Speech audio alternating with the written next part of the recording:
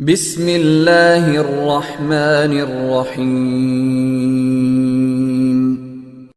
السلام علیکم ورحمۃ اللہ وبرکاتہ۔ ان الحمد للہ نحمده ونستعینه ونستغفره ونستهدیه والصلاة والسلام على سید المرسلین محمد وآلہ وصحبہ اجمعین، اما بعد۔ حاضرین و ناظرین، یہ درس قرآن نمبر 460 ہے اور آج سورۃ النساء کی دو آیتوں کی تلاوت اور تشریح کی جائے گی، آیت نمبر 154 اور 155۔ اعوذ باللہ من الشیطان الرجیم، بسم اللہ الرحمن الرحیم۔ ورفعنا فوقهم الطور بميثاقهم وقلنا لهم ادخلوا الباب سجدا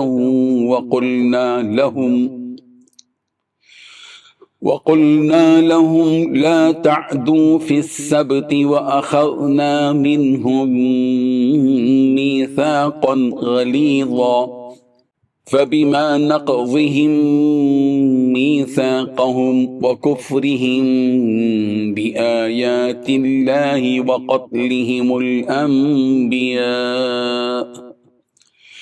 وقتلهم الأنبياء بغير حق وقولهم قلوبنا غلف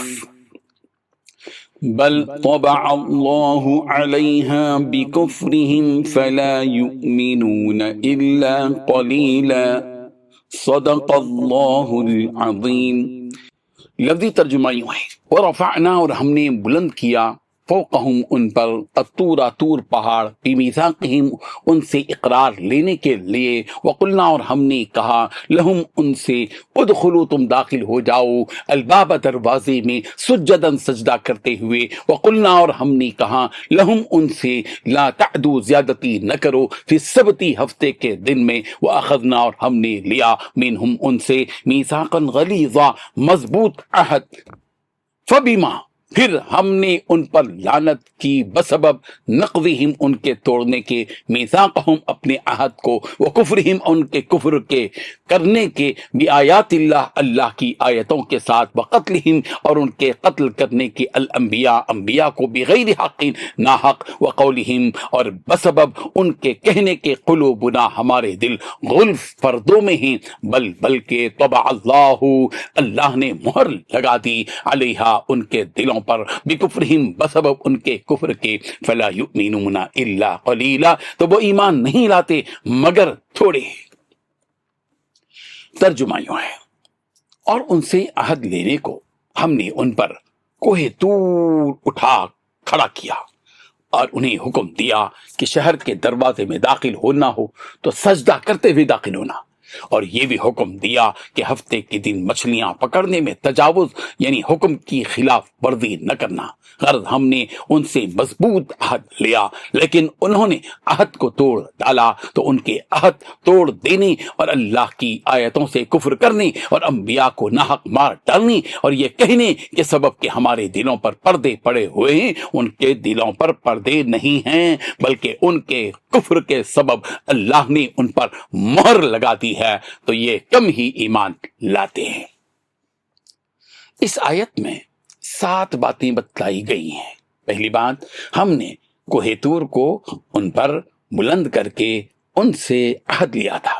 دوسری بات، ہم نے بنی اسرائیل سے کہا تھا کہ شہر کے دروازے میں جھکے ہوئے سروں کے ساتھ داخل ہو جاؤ۔ تیسری بات، ان سے کہا تھا کہ تم ہفتے کے دن کے بارے میں حد سے نہ گزرو۔ چوتھی بات، ہم نے ان سے بہت پکا عہد لیا تھا۔ پانچویں بات، پھر ان کے ساتھ جو کچھ ہوا وہ اس لیے کہ انہوں نے اپنا عہد توڑ ڈالا، اللہ کی آیتوں کا انکار کیا، انبیاء کو ناحق قتل کیا، اور یہ کہا کہ ہمارے دلوں پر غلاف چڑھا ہوا ہے۔ چھٹویں بات، حقیقت یہ ہے کہ ان کے کفر کی وجہ سے اللہ تعالیٰ نے ان کے دلوں پر مہر لگا دی ہے۔ ساتویں بات، وہ تھوڑی سی باتوں کے سوا کسی بات پر ایمان نہیں لاتے۔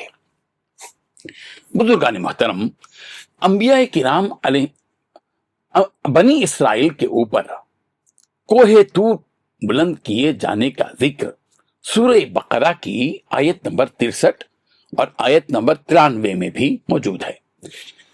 جب حضرت موسیٰ علیہ السلام نے ان پر نازل شدہ آسمانی کتاب تورات کو بنی اسرائیل کے سامنے پیش کیا اور یہ کہا کہ اس کتاب کو قبول کرو اور اس کے احکامات پر عمل کرو، تو بنی اسرائیل نے صاف طور پر انکار کر دیا۔ اس جرم کی سزا میں طور نامی پہاڑ کو اپنی جگہ سے اکھاڑ دیا گیا اور بنی اسرائیل کے سروں پر لا کھڑا کیا گیا اور ان سے کہا گیا کہ جو کچھ ہم نے دیا ہے اس کو قبول کرو اور جو اس میں ہے اسے یاد کرو۔ بنی اسرائیل پہاڑ کو اپنے اوپر دیکھ کر گھبرا گئے اور کہنے لگے کہ ہم مان لیتے ہیں اور عہد کر لیتے ہیں کہ ہم اسی آسمانی کتاب تورات پر عمل کریں گے۔ اس طرح وہ پہاڑ ان پر سے ہٹا دیا گیا، مگر بنی اسرائیل نے پھر اپنے ہاتھ کو توڑ ڈالا۔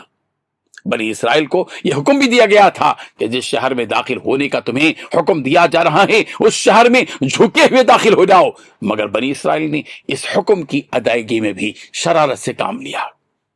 بنی اسرائیل کو یہ حکم بھی دیا گیا تھا کہ وہ ہفتے کے دن کے معاملے میں حد سے تجاوز نہ کریں، یعنی ہفتے کے دن مچھلیوں کا شکار نہ کریں، مگر چونکہ ہفتے کے دن ہی مچھلیاں دریا کے کنارے پر خوب ابھر ابھر کر آتی تھیں اور دوسرے دن غائب ہو جاتی تھیں، تو بنی اسرائیل نے یہ حرکت کی کہ دریا کے کنارے حوض بنا دیے اور ان حوضوں کو بڑی بڑی نالیوں کے ذریعے سمندر میں ملا دیا۔ جمعے کے دن بند توڑ دیتے تھے تاکہ ہفتے کے دن پانی کے بہاؤ کے ساتھ مچھلیاں ان حوضوں میں داخل ہو جائیں، پھر وہ اتوار کے دن ان مچھلیوں کو پکڑ لیتے تھے۔ اس طرح حکم میں شرارت اور نافرمانی ان کا مشغلہ بن چکا تھا۔ بنی اسرائیل کیے ہوئے عہد کو توڑ دیتے تھے اور یہ کہا کرتے تھے کہ ہمارے دلوں پر غلاف ہے، پردہ ہے۔ اللہ تعالیٰ نے حقیقت بتلا دی، اصل یہ ہے کہ بنی اسرائیل کے اوپر مہر لگا دی گئی ہے جس کی وجہ سے وہ ایمان نہیں لاتے۔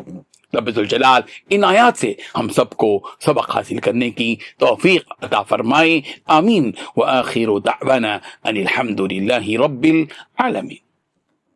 ڈیلی درس قرآن کو سبسکرائب کیجئے، اپنے تاثرات اور مشورے ارسال کیجئے اور متعلقین کے گروپ بنا کر انہیں روزانہ درس قرآن بھیجیں اور اجر ثواب پائیں۔